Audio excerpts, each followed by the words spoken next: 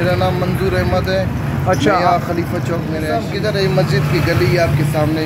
जी। देखो यहाँ पर इतने कचरे पड़े हैं, न कचरे वाले आते हैं न वो आते हैं, कोई भी नहीं।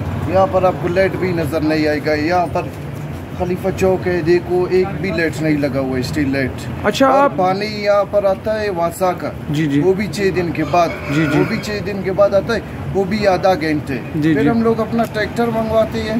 अच्छा, आप लोग ट्रैक्टर कितने का मंगवा रहे हो इस टाइम? ट्रैक्टर वाले भी इतने फ़ोन कर के उधर जाके हम लोग मंगवाते हैं, वो भी 2500 का आ जाता है। 2500 रुपये। वो भी 4-5 दिन पहले हम लोग बोलते हैं उसको, भाई आ जाओ, फिर ये आ जाता है ट्रैक्टर। अच्छा, आप मेरे देखने वालों को इस टाइम क्या पैगाम दोगे कि यहाँ पे क्या होना चाहिए?